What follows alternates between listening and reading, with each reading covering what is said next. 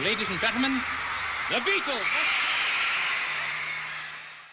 The Beatles are one of the most influential bands ever.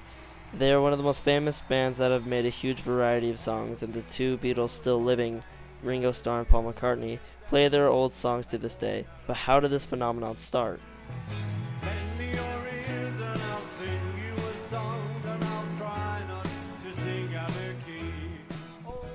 In 1957, a 17-year-old John Lennon from Liverpool, England gets into the skiffle craze, which was popular at the time. Skiffle is a kind of ghetto way of playing instruments. Having talent and ambition, he chose to team up with some of his old schoolmates in order to start a band called the Quarrymen. This band started playing at clubs, but at the moment they didn't really stick out. On July 6th that same year, the band had a performance at St. Peter's Church Garden Fete. In the crowd was a 15-year-old Paul McCartney, who had been invited there by one of the members who had seen Paul play and was impressed with his talent. After the show, Paul was introduced to John. They quickly found that they had the same musical interests and aspirations. Without hesitation, John invited Paul to join the band, and Paul accepted. A month later, Paul introduced John to a 14-year-old George Harrison. John was impressed with his guitar skills but didn't initially want him in the band due to his age, but George wouldn't leave it at that. After a good month of pleading and begging to John, George was finally allowed to join the group and became the band's lead guitarist. By 1959, the other members left the group, leaving only George, Paul, and John, and even they were having second thoughts. While the group was struggling to get places to play, they were fortunate enough to get booked at a brand new club in Liverpool. It was there where they met one of the owner's sons, Pete Best, an 18-year-old drummer who owned a real set of drums, which is a rarity in Liverpool. Afterwards, they did 6 more performances at this club. In July 1960, the band's part-time manager Alan Williams arranged that the band go to Hamburg, Germany. Excited at this prospect, the band asked Pete Best and guitarist Stuart Sutcliffe to join the band. They figured that if they went to Hamburg and they were successful, they'd get as much fame and fortune as a band from Liverpool would. It was around this time they also decided to change their name. They went through several names such as Johnny and the Mood Dogs and the Silver Beatles, but finally settled on the Beatles. It was spelled with an A because they always had the beat. Their trip to Hamburg would prove to be one of the most important trips of their career. The trip was an eye-opening experience for the band. They had terrible living conditions and had to perform a grueling 8 to 12 hours every night, as opposed to the hour-long shows the band was used to at the time. We played 7 nights a week. At first we played till 12:30 at night when the clubs closed. But as we got better, the crowd stayed till 2 most mornings, said Pete Best. The crowds were very picky too.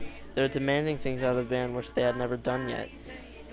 The band had to do their best to live up to the demands and come up with a whole new game plan and sound.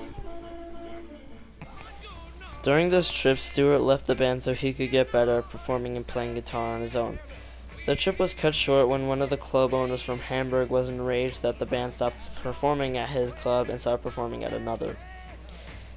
He used the fact that a then 17-year-old George Harrison wasn't technically at the legal age to be going to the clubs against them. So they were deported back to England, but this wouldn't be a problem for too much longer, and a few months later Harrison turned 18.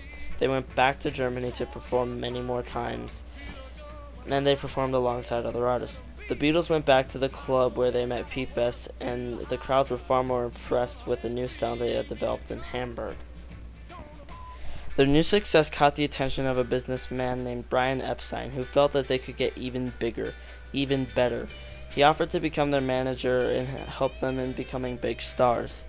They agreed quite easily, to the surprise of Epstein. "Where's the contract?" said John Lennon. "I'll sign it."